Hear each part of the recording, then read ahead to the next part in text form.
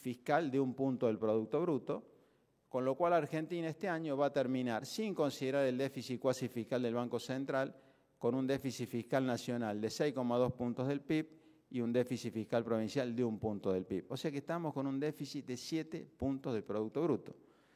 Si a la presión tributaria de 33 puntos le sumamos 7, hoy tenemos una presión tributaria efectiva en Argentina que es de 40% del PBI. ¿Sí? Algo totalmente récord y muy difícil para desandar el camino. Yo creo que, como dije antes, hemos transitado un camino ascendente y creo que no vamos a poder transitar un camino descendente si no bajamos el peso del gasto público.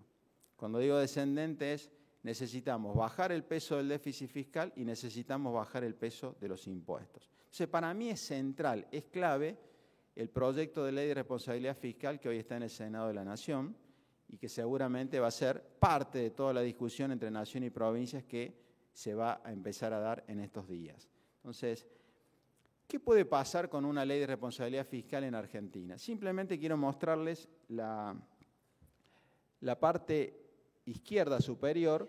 Acá es lo que puede bajar el peso del gasto público provincial. Fíjense, las barras azules sería una ley estricta. O sea, con una ley estricta, en 4 años las provincias podrían bajar 2 puntos del PIB el gasto público.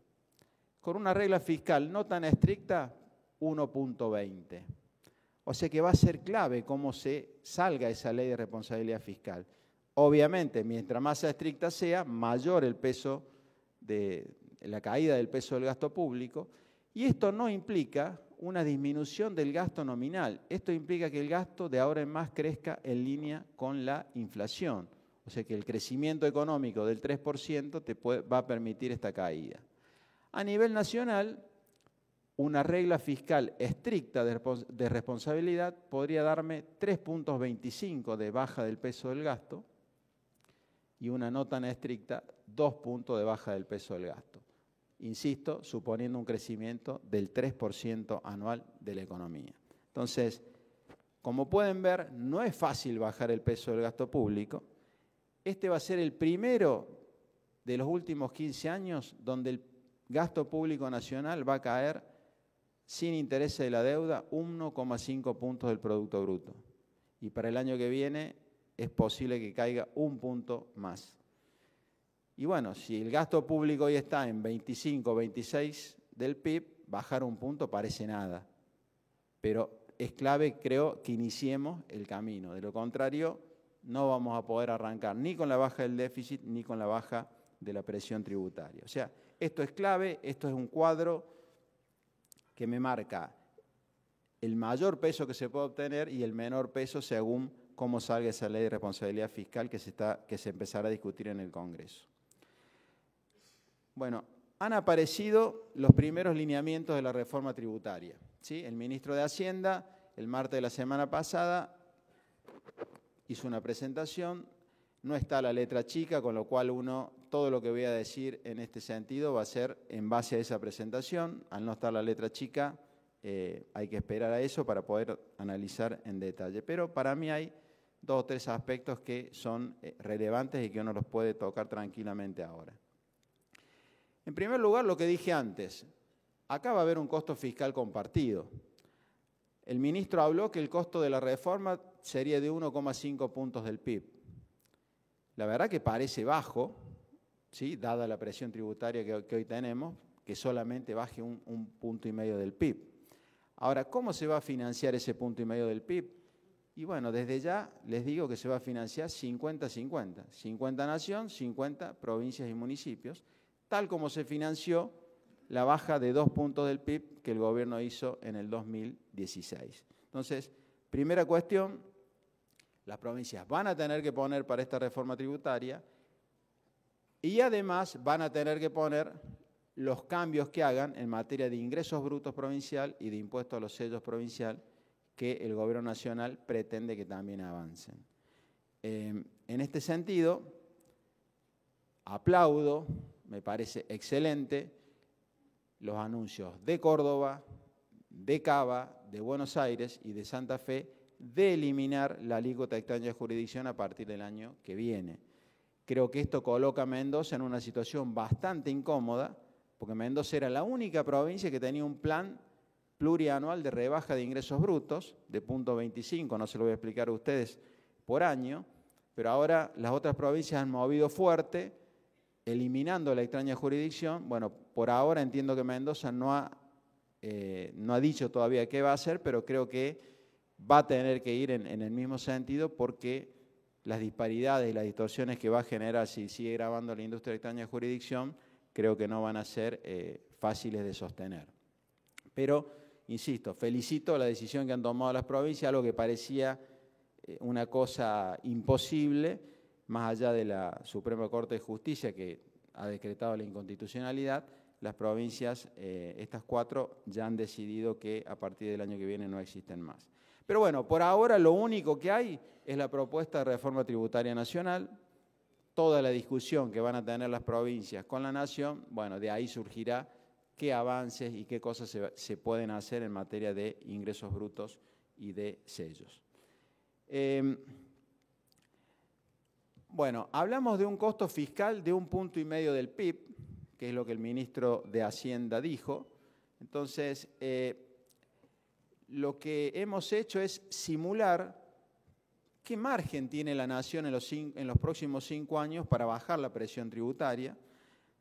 Para eso hemos considerado que la reforma tributaria empieza en el año 2018, que el gasto primario sigue un comportamiento como la ley de responsabilidad fiscal, como dije antes, sigue en línea con la inflación, que queremos lograr equilibrio fiscal primario en el 2022 y que el crecimiento del PIB, tal como el ministro supuso, a partir del 2019 pasa del 3,5% al 4%.